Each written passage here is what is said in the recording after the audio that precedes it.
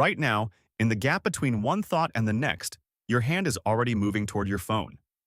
You don't decide to do it. It just happens.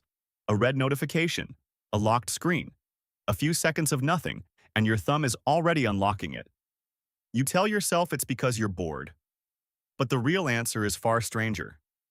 Your ancestors felt that exact same itch, tens of thousands of years before phones existed, before writing existed, before most of what you'd call civilization existed. They just didn't have a screen to answer it with. So what did they do instead? For most of human history, there was no scrolling, no feed to refresh, no 15-second video waiting to fill the silence. And yet the itch was there anyway. The restlessness. The low hum of a mind with nothing to chew on. That feeling is not a modern malfunction. It's ancient. It's wired in.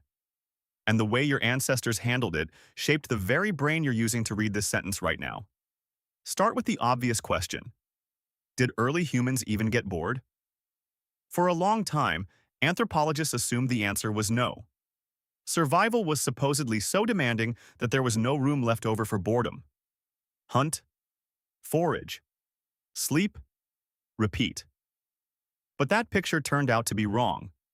Research on modern hunter-gatherer groups, like the long-term studies of the Hadza people in Tanzania, conducted by anthropologist Frank Marlowe, found something surprising. Hunting and gathering only took up a few hours a day. The rest of the time was unstructured, open, empty, in the way a blank afternoon is empty.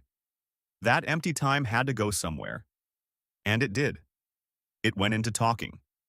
Anthropologist Polly Weissner spent years recording campfire conversations among the Zhu people of the Kalahari, comparing what people talked about during the day versus at night. During the day, conversation was practical, complaints, work, small disputes. But at night, around the fire, the conversation changed completely.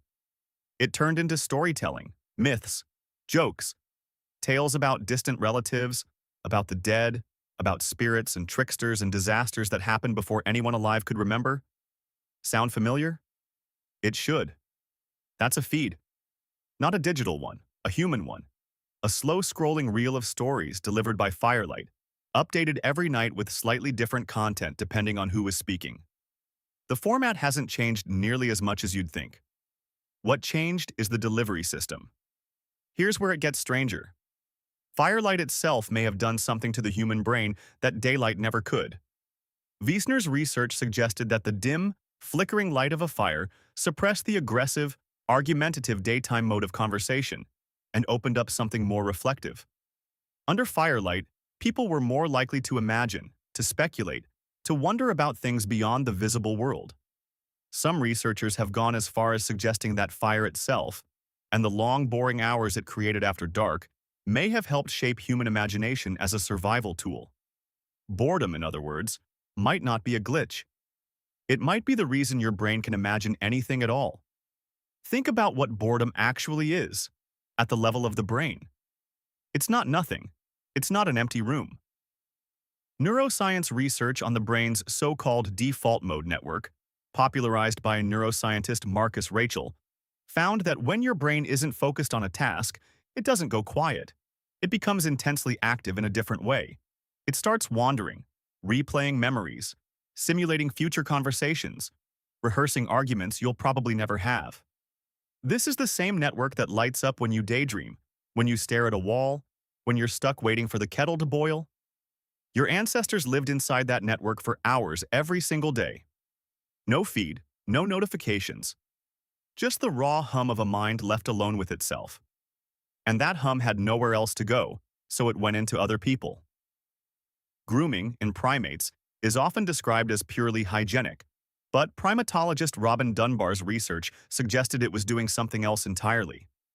It was building trust, bonding, passing time in a way that strengthened the group. Dunbar argued that as human groups grew too large for physical grooming to keep everyone connected, something had to replace it. His theory is that gossip, plain ordinary talking about other people, became the new grooming. A way to fill idle time while quietly reinforcing who belonged, who could be trusted, and who couldn't. That's not so different from checking who liked your post.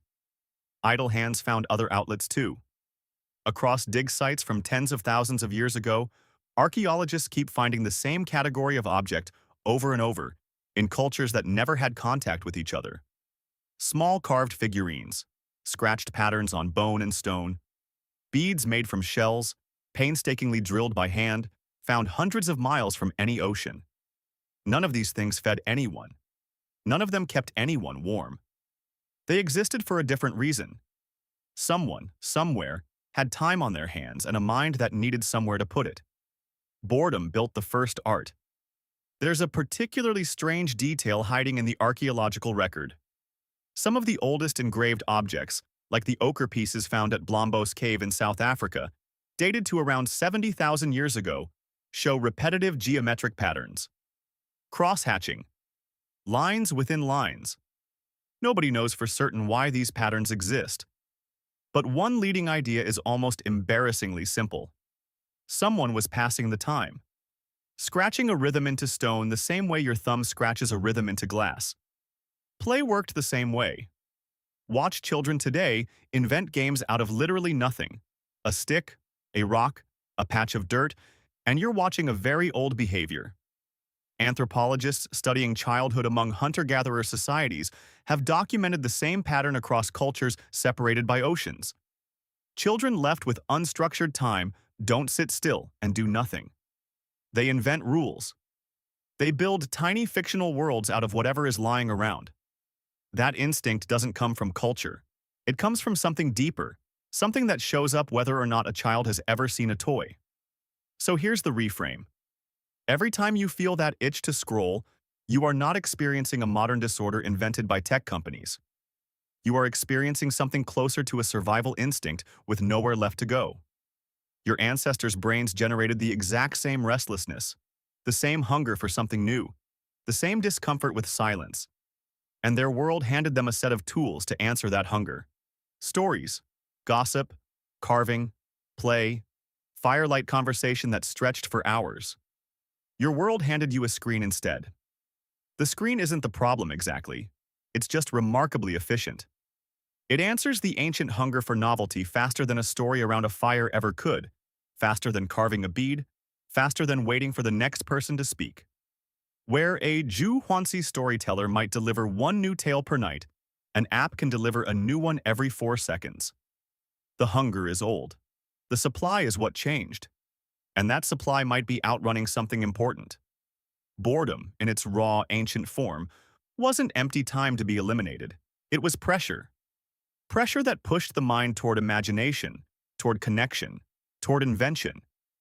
When that pressure gets released instantly, again and again, before it ever builds up, the mind may lose the exact conditions that once produced a story, a myth, a carved bead, a wandering thought that turns into an idea.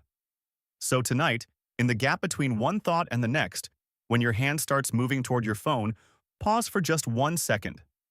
That itch is not new. It is not broken. It is the same restlessness that once sat people down around a fire and made them start talking until someone, somewhere, told a story worth remembering.